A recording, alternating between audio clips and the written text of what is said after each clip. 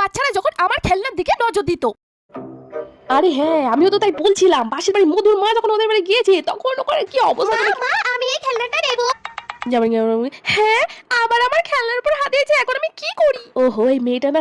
ওটা দিদি ভাই জিনিস বাবা, ওটা রেখে দাও। হ্যাঁ না আমি নেব, আমি জানি না আমি নেব। হ্যাঁ, এবার আমি কি করব? আমার খেলনাটা যদি সত্যি সত্যি নিয়ে নেয়, হ্যাঁ ভয় লাগছে আমার। না না না না না, রেখে দাও, রেখে দাও, না না রেখে দাও, দিদি ভাই কাঁদবে, রেখে দাও। না এটা আমার লাগবে, আমি নেব। শোনো, ওটা যদি তুমি রেখে দাও না, আমি তোমাকে এর থেকে একটা ভালো অনেক বড় সুন্দর একটা খেলনা কিনে দেবো, ওটা রেখে দাও।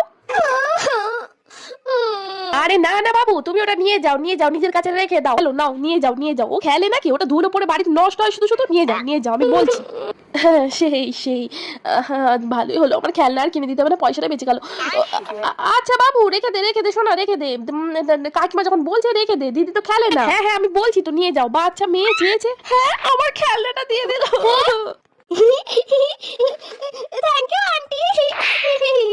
আচ্ছা ঠিক আছে গো, আজকে তাহলে আসি, বুঝলে? আর আমার বাড়ি যাবে কিন্তু, যাও না কেন? যেতে পারো তো। হ্যাঁ, মেয়েটাকে নিয়ে একদিন তো গেলেই হয়। যাবে কিন্তু, ঠিক আছে? আজকে আসছি, টাটা। এই চল, টাটা সোনা, আবার এসো মায়ের সাথে, ঠিক আছে? এসো কিন্তু। মা, সাবধানে যাবে। হ্যাঁ হ্যাঁ, এই রে, মনে হয় ও জানতে পেরেছে। এবার আমি কি করি? এখান থেকে পালাই তাড়াতাড়ি।